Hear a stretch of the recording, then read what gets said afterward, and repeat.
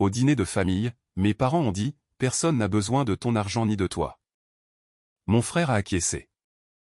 Je suis restée silencieuse, faisant seulement tranquillement des choses auxquelles il ne s'attendait pas.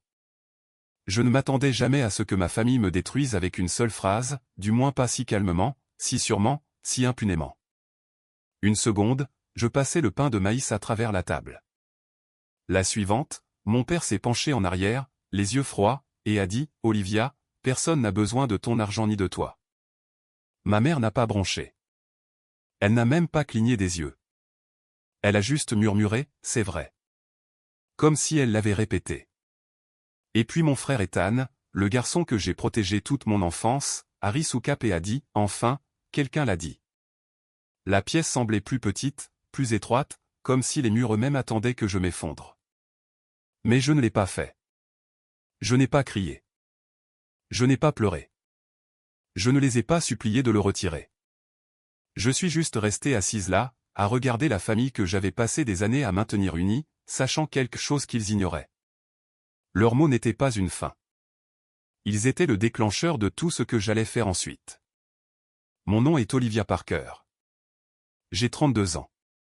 Et pendant la majeure partie de ma vie, j'ai vraiment cru une chose dangereuse, si je travaillais assez dur, je pourrais réparer ma famille. Quand j'étais enfant, notre maison à Henderson, Tennessee, sentait toujours quelque chose de cassé. L'huile de moteur des vêtements de travail de papa, le café brûlé, la moquette humide qui ne séchait jamais complètement. Les murs étaient si fins que chaque dispute semblait se dérouler à l'intérieur de ma poitrine. « David, nous sommes de nouveau en retard sur l'hypothèque », sifflait maman dans la cuisine. « Et que veux-tu que je fasse, Linda ? » « Que je sorte de l'argent de nulle part, » rétorquait papa. Je restais allongé dans mon lit à compter les fissures au plafond, prétendant ne pas les entendre. Mon frère aîné, Ethan, montait le volume de ses jeux vidéo et criait, « Liv, arrête d'être dramatique. » C'est juste leur façon de parler. Mais ce n'était pas juste des paroles. C'était du désespoir. C'était de la peur. C'était le son d'une famille qui se noyait lentement. Je me suis fait une promesse à 12 ans, en serrant mon oreiller usé tandis que le bruit du verre brisé venait de la cuisine. Je vais nous sortir de là. Je ne sais pas encore comment, mais je le ferai. L'école est devenue mon champ de bataille. Pendant qu'Ethan séchait les devoirs et flirtait avec les filles dans le couloir, je restais avec les professeurs, demandant des crédits supplémentaires, des livres supplémentaires, n'importe quoi de supplémentaire. Je m'asseyais par terre dans ma chambre avec un ordinateur portable d'occasion bon marché, apprenant à coder seul pendant que l'internet ramait et que la maison était plongée dans le noir tous les quelques mois à cause des factures d'électricité impayées. « Pourquoi étudies-tu toujours ?» se moquait Ethan. « Tu te crois meilleur que nous ou quelque chose comme ça ?»« Non, » disais-je doucement. « J'essaie d'être meilleur pour nous. » Il levait les yeux au ciel et claquait la porte.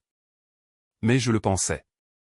Quand j'ai obtenu une bourse complète pour un programme technologique à Atlanta, maman a pleuré, non pas de fierté, mais de panique. « Alors, tu pars comme ça, dit-elle, les bras croisés. Tu t'enfuis vers ta grande vie en ville pendant que nous sommes coincés ici. J'enverrai de l'argent, ai-je promis. J'aiderai. C'est comme ça que je peux vraiment faire quelque chose. » Papa m'a tapé sur l'épaule comme si j'étais une coéquipière qui avait marqué un point au mauvais moment. « N'oublie juste pas d'où tu viens, marmonna-t-il. Je n'ai pas oublié. J'ai porté Henderson dans chaque chèque de paie. Mon premier vrai salaire d'ingénieur en logiciel, je ne me suis pas acheté de voiture. J'ai payé leurs factures de services publics en retard. J'ai réparé le toit. J'ai envoyé de l'argent à Ethan pour sa recherche d'emploi, puis plus tard pour un camion afin qu'il puisse se rendre au travail plus facilement. Chaque virement bancaire était comme la preuve que j'avais tenu ma promesse d'enfance. « Tu es une sauveuse, Liv », m'a texté Ethan une fois. Maman a envoyé un emoji pouce levé. Papa n'a rien dit du tout.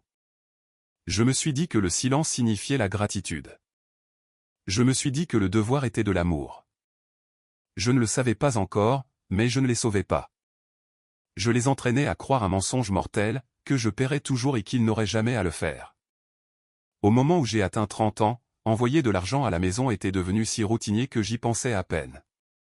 Virements automatiques, réparation discrète, couverture des découverts, assurance du camion d'Ethan, ticket modérateur médical de maman, la facture de carte de crédit de papa qu'il avait oublié de mentionner.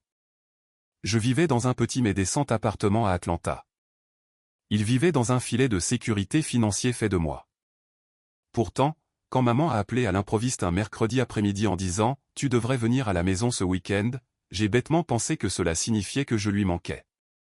J'ai pris mon vendredi, acheté une boîte de pâtisserie de leur boulangerie préférée, et même rempli mon réservoir pour que papa n'ait pas à me rembourser parce que, bien sûr, il ne le ferait pas.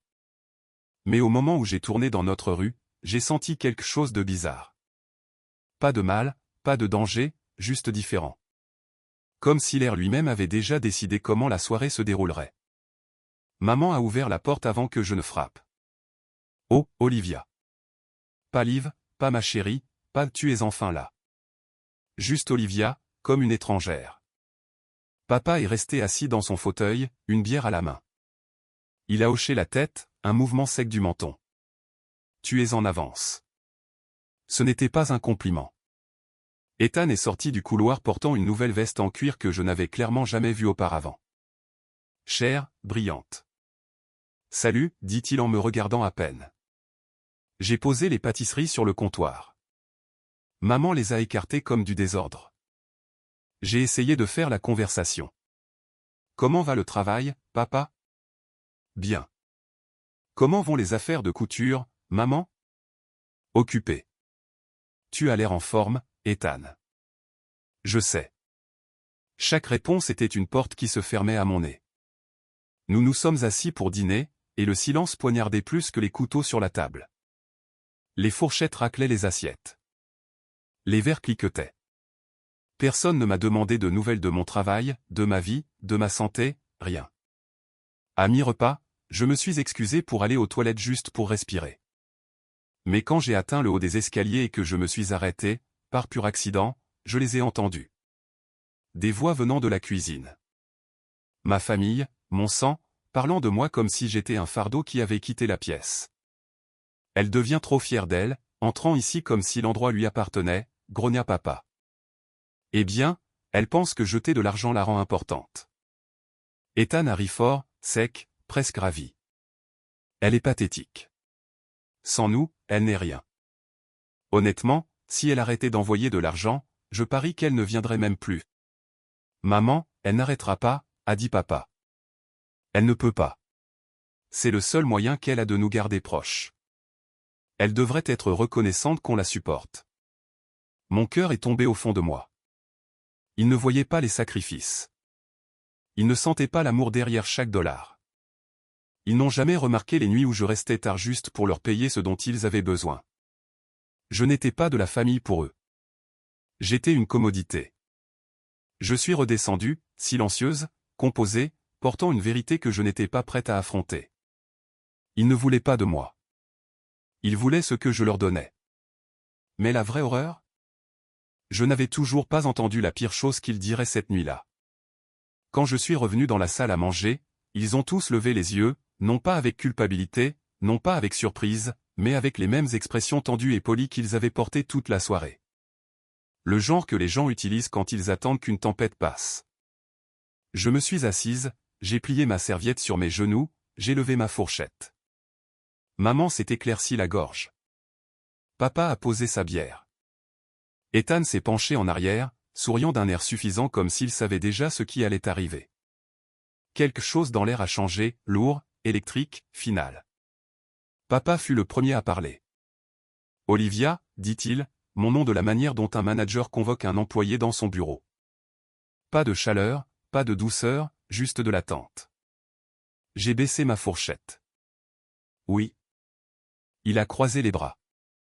Nous avons discuté et, eh bien, personne n'a plus besoin de ton argent. Mon estomac s'est noué, mais c'est la partie suivante qui m'a frappé comme un coup de poing dans les côtes. Ni de toi. La pièce s'est immobilisée. Même le réfrigérateur a cessé de bourdonner. J'ai cligné des yeux, pensant que j'avais peut-être mal entendu, mais maman s'est penchée en avant, croisant mon regard avec une expression si calme qu'elle en était cruelle. Ton père a raison, dit-elle. Tu n'as pas besoin de continuer à venir ici comme si nous dépendions de toi. Nous allons bien sans tout ça. Elle a fait un geste vague vers moi. À un moment donné, tu dois arrêter d'agir comme si tu comptais plus que tu ne le fais. Ces mots ont coupé de la manière la plus silencieuse. Doux, précis, mortel. Mais Ethan a visé la gorge. Il a gloussé. A réellement gloussé. Ouais, Liv. Personne n'a besoin de ton argent ni de toi. Honnêtement, c'est embarrassant à quel point tu es désespérée de rester pertinente. Je l'ai regardé, le garçon dont j'ai fait les devoirs, dont je n'ai jamais montré à personne les lettres d'amour secrètes, dont j'ai réparé le vélo cassé avec du ruban adhésif et un tutoriel YouTube parce qu'il pleurait quand papa criait. Il a regardé en retour, imperturbable, satisfait. La trahison aurait dû me briser. Mais au lieu de cela, tout en moi est devenu étrangement calme. Papa s'est penché en arrière. Nous voulons juste que tu arrêtes de jouer les héroïnes. Nous n'avons pas besoin d'être sauvés, a ajouté maman. Et nous ne voulons pas que tu penses que tu peux acheter l'amour ou la loyauté. Je voulais rire. Je voulais crier. Je voulais les secouer jusqu'à ce qu'ils se souviennent d'un seul moment des 10 dernières années. Mais je ne l'ai pas fait. Je n'ai pas demandé pourquoi. Je ne me suis pas défendu. Je n'ai même pas respiré trop fort. Je suis juste restée assise là à regarder trois visages qui ressemblaient à une famille mais qui semblaient être des étrangers portant une peau familière. Puis Ethan a dit la phrase qui a fêlé quelque chose dans ma poitrine. Honnêtement, Liv, si tu arrêtais de payer pour les choses demain, je doute que l'un de nous te regrette. Ma mère a hoché la tête. Mon père n'a pas contredit. La pièce est restée silencieuse assez longtemps pour que les mots s'enfoncent directement dans mes os. Mais voici ce qu'ils n'ont pas remarqué. Je ne tremblais pas. Je ne pleurais pas. Je ne m'effondrais pas. Je calculais. Parce que pendant qu'ils pensaient qu'ils me coupaient les ponts, ils ne savaient pas ce que j'avais trouvé, ce que j'avais préparé, ce que j'avais découvert sur chacun d'eux au cours des 3 derniers mois. J'ai pris mon verre d'eau, j'ai bu une longue gorgée, je l'ai reposé doucement. D'accord, ai-je murmuré. Juste un mot, et toute la table l'a pris pour une reddition. Mais ils avaient tort. Ce n'était pas une reddition. C'était le son d'une mèche qui s'allumait. Ils n'avaient aucune idée de ce que leur sentence venait de commencer. Je ne suis pas resté longtemps après ça. Peut-être 10 minutes, peut-être moins. Le temps semblait être un fil fin tendu entre deux versions de moi, l'Olivia qui croyait autrefois pouvoir sauver sa famille et l'Olivia qui réalisait enfin qu'il n'avait jamais voulu être sauvée. Je me suis levé lentement, repoussant ma chaise sans un bruit. Maman avait l'air agacée. Papa avait l'air soulagé. Ethan souriait d'un air suffisant comme s'il venait de gagner quelque chose. « Où vas-tu » a demandé maman, les bras croisés. « À la maison » ai-je dit. « C'est ta maison » a lancé papa. J'ai croisé son regard. Non, ça ne l'est pas. Le silence qui a suivi n'était pas paisible. Il était épais, suffocant, comme si l'air attendait que quelqu'un retire ses paroles. Personne ne l'a fait. J'ai pris mon manteau et je me suis dirigé vers la porte. Mes mains ne tremblaient pas. Mon souffle ne vacillait pas. Mon corps se sentait stable. Trop stable. C'est là que j'ai réalisé. Le choc ne m'avait pas frappé. La rage non plus. C'était quelque chose de plus profond, de plus froid, quelque chose qui ne criait pas, ne pleurait pas, ne s'effondrait pas. Quelque chose qui planifiait. Derrière moi, Ethan a marmonné juste assez fort, reine du drame. Je me suis arrêté, la main sur la poignée de porte. Un instant, j'ai imaginé me retourner et lui jeter tous les secrets que je connaissais en plein visage. Les dettes impayées, les mensonges qu'il racontait à sa petite amie, les prêts qu'il n'avait jamais eu l'intention de rembourser. Mais non, pas encore. Je suis sorti sans un mot. L'air nocturne du Tennessee m'a giflé la peau, glaciale et métallique. J'ai pris une profonde inspiration, la laissant brûler son chemin dans ma gorge. Ma vision s'est aiguisée, les couleurs se sont ravivées. Mon esprit s'est aligné avec une clarté terrifiante. Ma famille pensait que le silence était une faiblesse. Mais mon silence n'était pas vide. Il était plein, plein de choses qu'ils ne savaient pas que je savais. Plein de coups qu'ils n'auraient jamais imaginé que je puisse faire. J'ai atteint ma voiture, j'ai ouvert la portière et je me suis assise à l'intérieur. Pas de larmes, même pas proche. Au lieu de cela, j'ai sorti mon téléphone. Premier message à Anna Reyes, ma collègue et amie la plus proche. Puis-je rester chez toi ce soir? Les histoires de famille ont explosé. Sa réponse est arrivée moins de 10 secondes plus tard. Viens. Je ferai du thé. Et ne conduis pas si tu trembles. Trembler? Si seulement. Je ne tremblais pas. Je m'éveillais. Avant de démarrer le moteur, j'ai ouvert un dossier sur mon téléphone. Un dossier que j'avais créé des semaines auparavant après avoir remarqué quelque chose d'étrange. Des relevés bancaires qui ne correspondaient pas, de l'argent qui disparaissait de comptes d'où il n'aurait pas dû disparaître. Des vérifications de crédit que je n'avais jamais autorisées, une demande de prêt que je n'avais jamais soumise. Et tout cela lié à quelqu'un dans cette maison. Mes parents pensaient que j'étais leur guichet automatique personnel. Ethan pensait que j'étais pathétique, désespéré de leur approbation. Aucun d'eux ne savait que lors de ma dernière visite, en réparant leur routeur, j'avais trouvé quelque chose de caché sur l'ordinateur portable de papa. Quelque chose qui portait mon nom, mes informations financières, mon numéro de sécurité sociale, ma signature numérique. Quelque chose d'illégal. J'avais des captures d'écran. J'avais des documents. J'avais des dates. Ils pensaient que ce soir concernait leur décision de couper les ponts, mais la vérité était bien plus ironique. J'avais déjà commencé à les couper bien avant ce dîner. Pas par dépit, par nécessité. Ils ne savaient tout simplement pas qu'ils m'avaient poussé au-delà du point de non-retour. En m'éloignant de la maison, ses fenêtres brillant chaleureusement derrière moi, j'ai réalisé quelque chose d'étrange. Pour la première fois depuis des années, je me sentais libre. Ils pensaient m'avoir humilié ce soir. Mais ce n'était pas de l'humiliation. C'était une mise à feu. Et ils n'avaient même pas vu la première étincelle. J'ai atteint l'appartement de Anna vers 22h et elle a ouvert la porte avant que je puisse frapper 2 fois.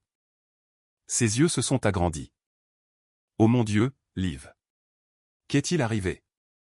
Je suis entré, j'ai accroché mon manteau et j'ai dit la seule chose que je pouvais dire sans m'effondrer. Ils l'ont finalement dit à voix haute. Elle n'a pas demandé ce que c'était.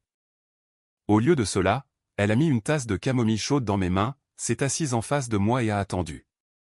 Anna me connaissait. Elle savait que lorsque je devenais silencieuse, quelque chose de catastrophique s'était produit ou était sur le point de se produire. J'ai pris une longue gorgée et j'ai murmuré, mes parents ont dit qu'ils n'ont pas besoin de mon argent ni de moi. Puis j'ai expiré. Et Ethan était d'accord. Anna s'est figée comme si elle avait été giflée. Quoi? Elle s'est levée. Non, absolument pas. Ils n'ont pas fait ça. Si. Et j'ai répété chaque mot qu'ils m'avaient jeté. Quand j'ai eu fini, Anna semblait plus en colère que moi. C'est dégoûtant. Tu as porté cette famille pendant des années. Je sais. Elle a serré les poings. Alors, et maintenant? Tu veux les affronter? Couper les ponts? Changer ton numéro? J'ai secoué la tête. Non, je veux faire quelque chose auquel ils ne s'attendront pas, quelque chose qu'ils ne comprendront pas avant qu'il ne soit trop tard. Ses sourcils se sont levés. Je t'écoute. J'ai déverrouillé mon téléphone et je l'ai fait glisser sur la table. À l'écran se trouvait le dossier que j'avais ouvert dans la voiture. Preuve par cœur. Ne pas supprimer. Anna l'a regardé. Liv, qu'est-ce que c'est que tout ça? Des preuves, ai-je chuchoté. La preuve que mon père a utilisé mon identité pour contracter un prêt personnel l'année dernière. La preuve qu'Ethan a ouvert une carte de crédit à mon nom quand il était au chômage et n'a jamais payé un seul dollar. La preuve que ma mère a acheminé mon soutien financier vers un compte caché étiqueté urgence mais n'en a jamais utilisé pour les factures. Anna a couvert sa bouche. Oh mon Dieu. Ouais, ai-je dit platement. Il s'avère que le seul moment où ils pensent que j'ai de l'importance, c'est quand ils m'utilisent. Je l'ai regardé droit dans les yeux. Et ce soir, ils m'ont dit qu'ils n'avaient plus besoin de moi. Un sourire lent et dangereux s'est dessiné au coin de ma bouche. Alors, je vais leur donner exactement ce qu'ils ont demandé. Le lendemain matin, je me suis connecté au compte lié à la carte de crédit qu'Ethan avait ouverte à mon nom. Solde, 8 490 $. Statut, en souffrance. J'ai cliqué sur signaler une fraude. Puis sur poursuivre l'enquête. Ensuite, j'ai rempli chaque détail, joint chaque capture d'écran et soumis. Un texto de la banque est arrivé 30 minutes plus tard. Merci. Un dossier de fraude a été ouvert contre l'utilisateur principal, Ethan Parker. J'ai fixé le nom d'Ethan. Pour une fois, ça ne faisait pas mal. Ça ne piquait pas. C'était juste exact. Maman disait toujours que je ne devais pas fouiner. L'argent est privé, insistait-elle chaque fois que je demandais pourquoi les factures n'étaient pas payées. Alors, imaginez ma surprise quand j'ai trouvé un compte d'épargne privé dans lequel elle avait versé mes transferts, sans jamais y toucher, sans jamais l'utiliser, le laissant simplement grossir. Était-ce pour la retraite? Un fonds d'évasion? Quelque chose de plus sombre? Je ne savais pas. Je m'en fichais. J'ai transféré la totalité du solde, chaque dernier dollar, sur mon propre compte. Légalement, sans effort, parce que le compte était à mon nom. Je n'ai pas laissé un seul centime.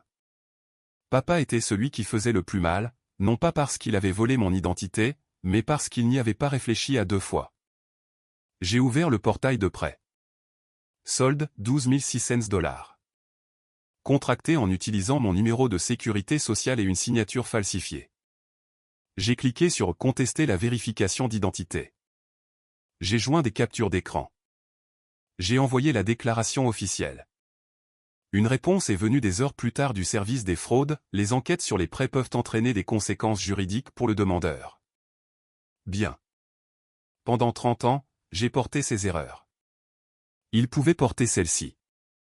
Puis est venu le coup de grâce, celui auquel il ne s'attendait jamais. Quand j'ai payé pour le nouveau toit il y a 2 ans, l'entrepreneur m'avait par erreur inscrite comme détentrice partielle de privilèges. Papa ne l'a jamais corrigé. Il ne l'a même jamais remarqué, ce qui signifiait que légalement, je possédais 18% de la maison.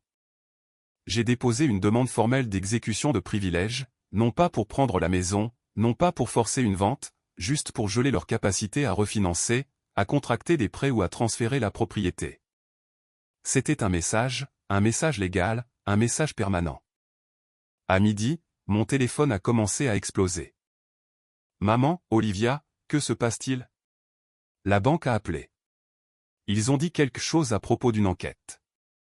Papa, appelle-moi maintenant. C'est sérieux. Ethan, tu m'as dénoncé? Tu es folle? Réponds à ton fichu téléphone. J'ai désactivé toutes les notifications, j'ai posé le téléphone face contre table.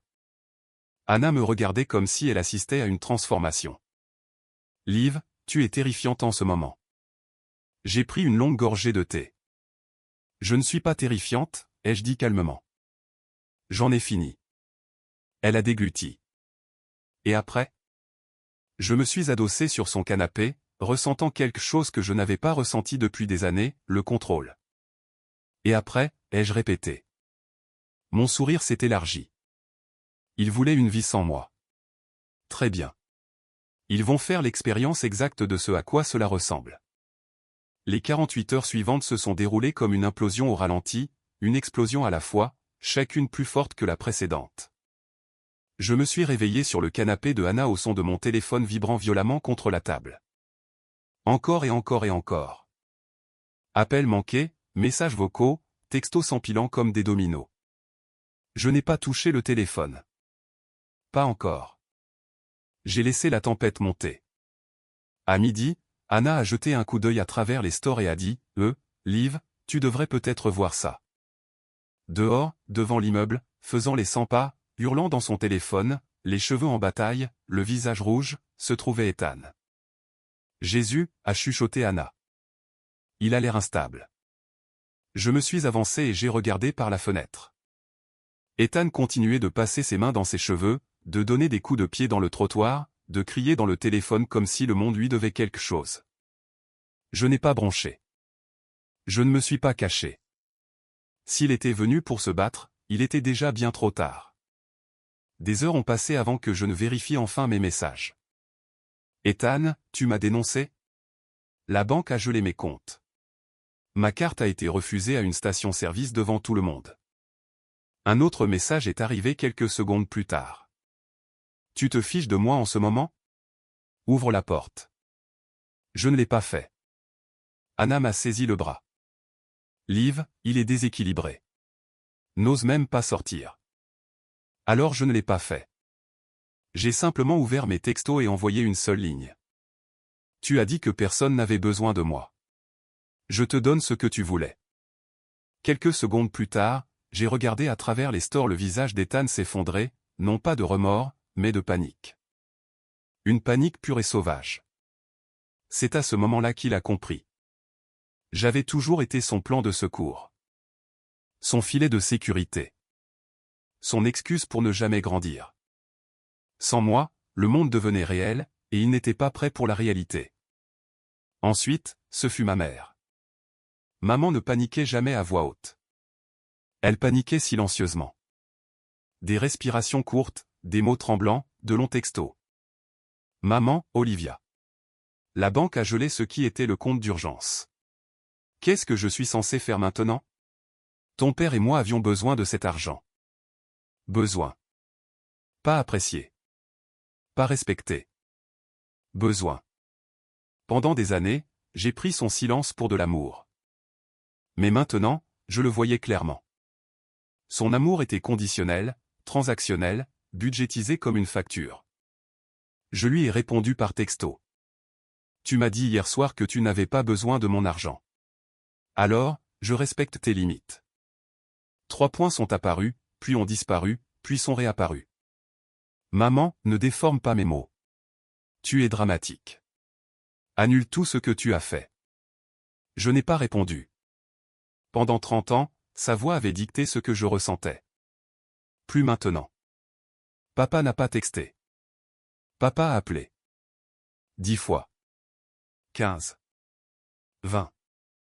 Puis un message vocal est arrivé. Sa voix basse, essayant de paraître contrôlée mais tremblant avec quelque chose en dessous. Olivia, nous devons discuter de ça.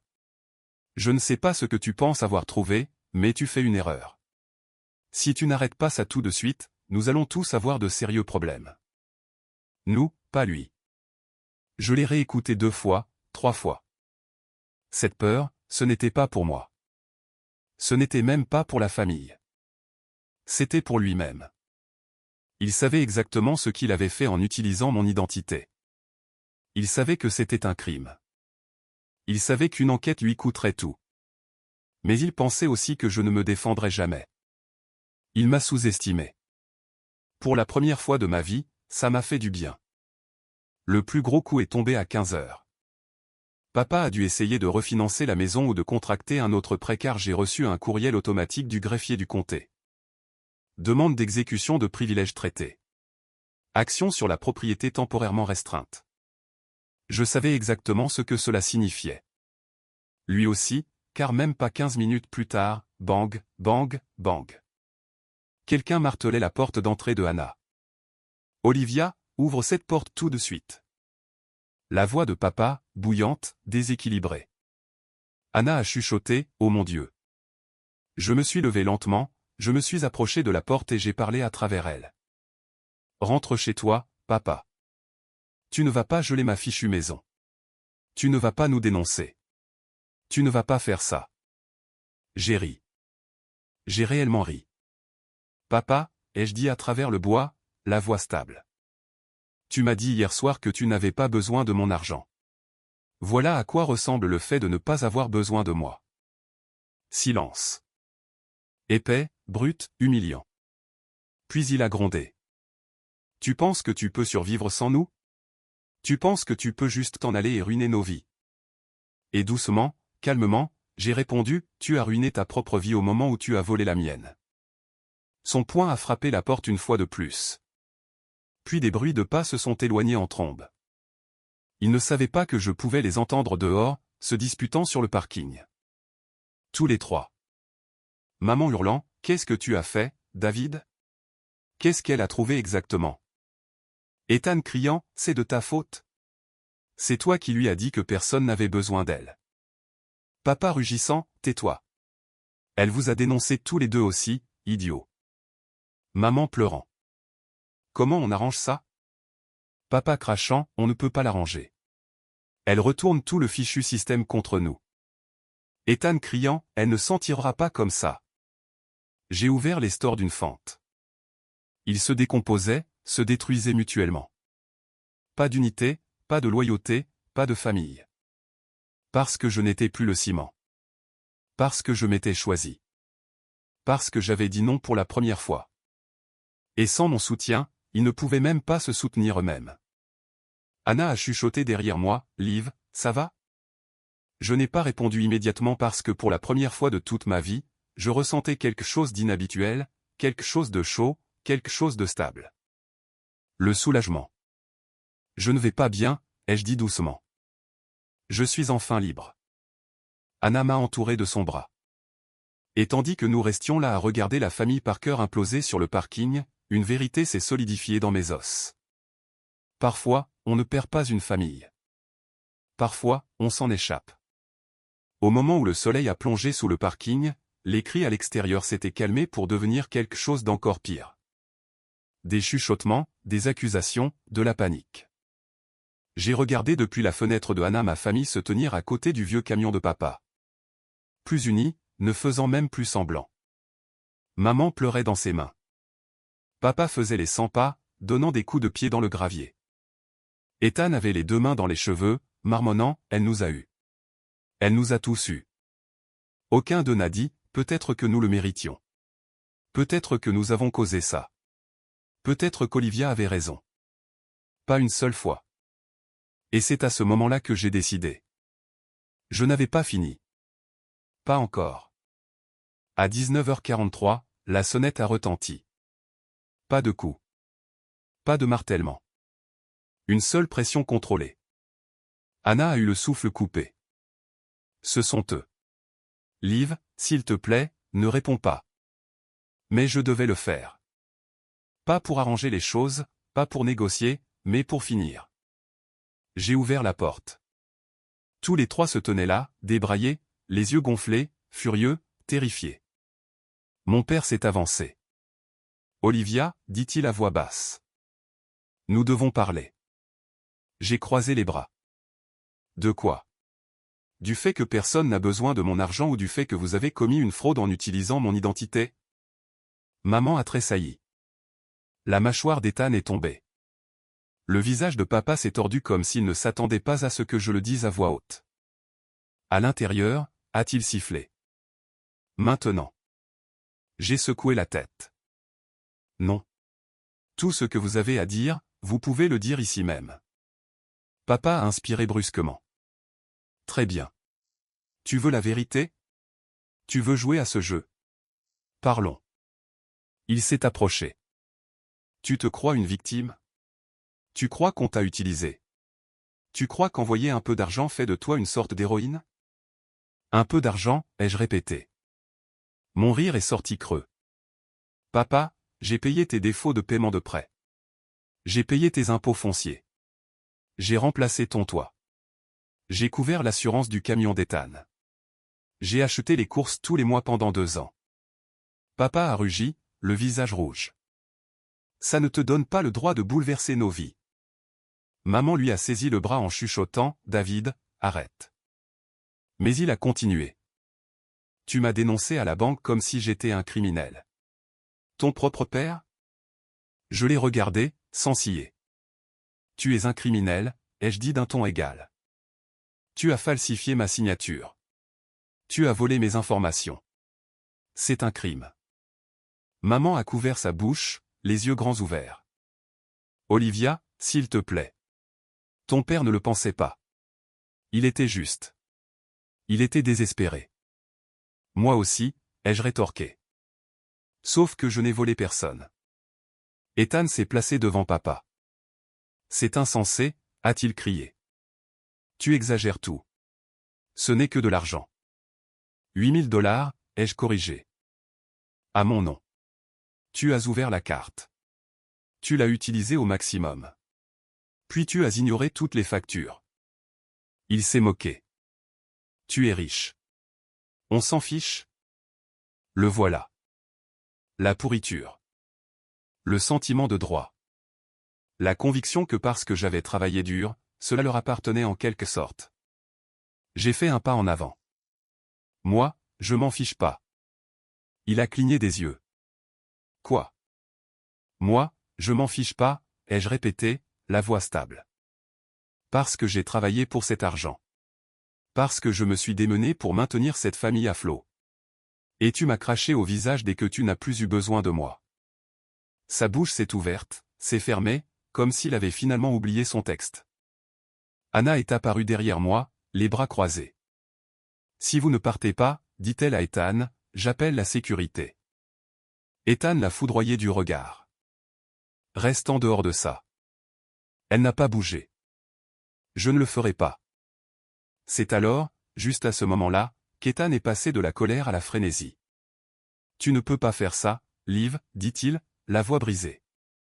Tu ne peux pas simplement nous couper les ponts. Nous sommes une famille. J'ai inspiré brusquement.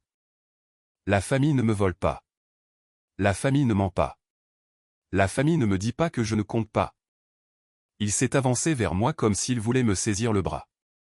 Anna s'est interposée. Recule, a-t-elle averti. Ethan m'a regardé, des larmes se formant mais ne coulant pas. Tu gâches tout. Non, ai-je dit. Vous avez tout gâché au moment où vous m'avez dit que personne n'avait besoin de moi. Maman s'est soudainement effondrée en position accroupie sur le sol du couloir, en sanglotant. Olivia, bébé, s'il te plaît. On ne le pensait pas. On était stressé. On était en colère. Ton père ne pensait pas ce qu'il disait. Ethan plaisantait. S'il te plaît, ne fais pas ça. S'il te plaît, ne ruine pas nos vies. Sa voix s'est brisée, devenant stridente. Tu es tout ce que nous avons. Si tu t'en vas, comment allons-nous survivre? Son désespoir aurait dû me briser. Il l'aurait fait il y a 1 an, il y a 5 ans, il y a 10 ans. Mais maintenant, cela ressemblait à une étrangère suppliant pour une version de moi qu'ils avaient déjà enterrée. J'ai survécu sans vous, ai-je dit doucement. Vous pouvez survivre sans moi. Maman a tendu la main vers la mienne. J'ai reculé. Son sanglot s'est transformé en un cri. Papa a saisi le bras de maman, la relevant. Assez. Elle a fait son choix. Elle se croit meilleure que nous. Meilleure? Encore ce mot. Savez-vous ce que ça fait de passer toute sa vie à essayer d'être assez pour des gens qui n'ont jamais essayé pour vous? C'est comme se noyer pendant qu'ils sont assis sur le rivage à se plaindre que les vagues sont trop fortes. J'ai levé le menton. Je ne suis pas meilleur que vous, ai-je dit. J'en ai juste assez que vous m'entraîniez vers le fond. Ethan a frappé le cadre de la porte. C'est de votre faute, a-t-il crié à nos parents. Vous l'avez poussé. Papa a grondé, ne me mets pas ça sur le dos. Tu lui as dit qu'on n'avait pas besoin d'elle. Tu as été d'accord. Tu as commencé. Dans le couloir de l'immeuble d'une étrangère, la famille Parker a explosé, criant, se blâmant, s'accusant. Non pas unis contre moi, mais se déchirant les uns les autres. Et pour la première fois de ma vie, ils ne me déchiraient pas avec eux. J'ai regardé en silence. Puis j'ai dit les mots qui ont mis fin à tout. J'ai fini de vous sauver. Le couloir est tombé dans le silence. Le visage de papa a perdu ses couleurs.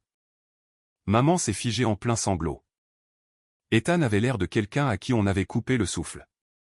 Au revoir, ai-je dit, et ne revenez plus jamais ici. Puis j'ai fermé la porte, ferme, finale, libre. Quand la porte s'est refermée avec un clic, le silence à l'intérieur de l'appartement de Anna m'a enveloppé comme une couverture chaude, lourd, inhabituel, réconfortant.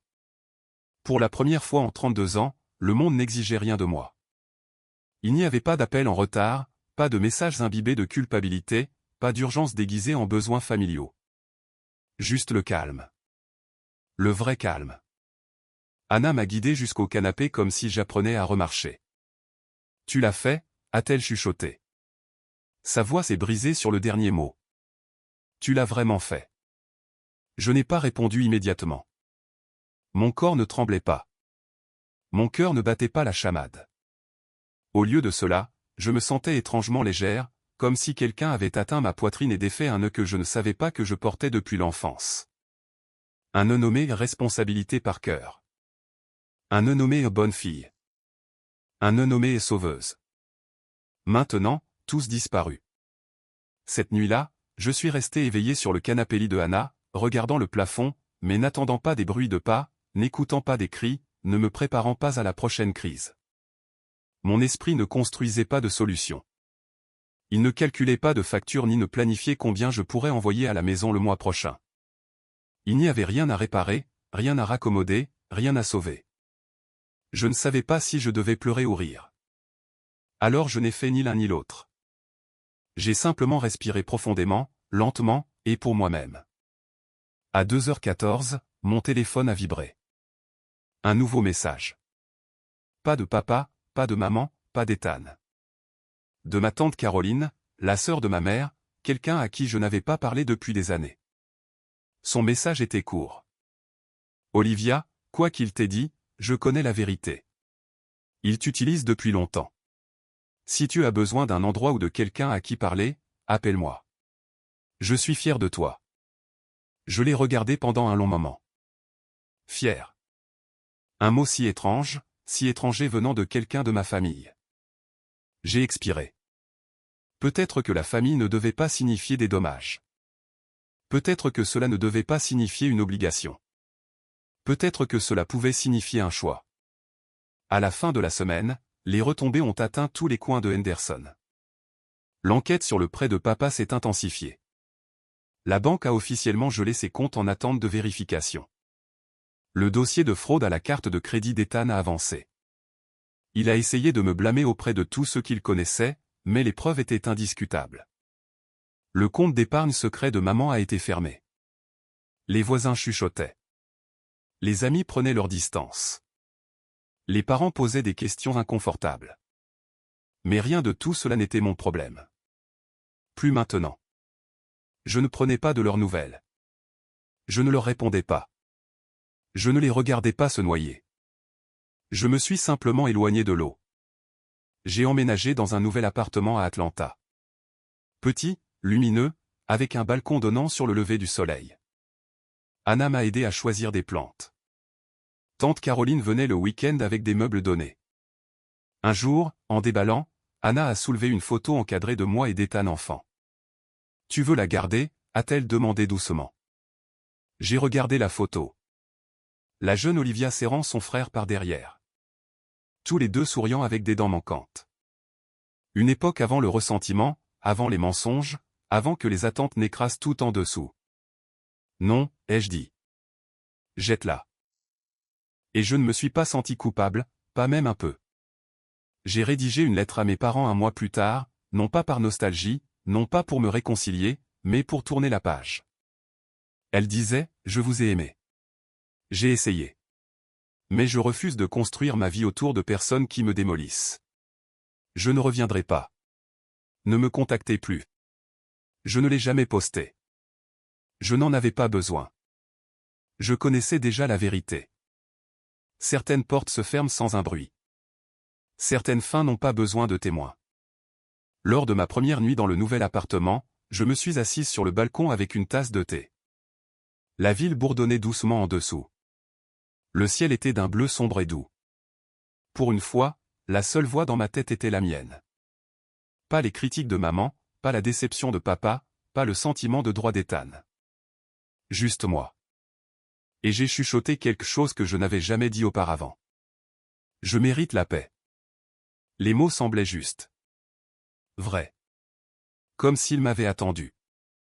Cette nuit-là, j'ai dormi la fenêtre ouverte, laissant l'air frais emporter les dernières traces de Henderson. Et en m'endormant, j'ai réalisé quelque chose de beau. Parfois, la liberté n'est pas bruyante. Parfois, elle est silencieuse. Parfois, c'est simplement se choisir soi-même. Et enfin s'éloigner des gens qui ne l'ont jamais fait.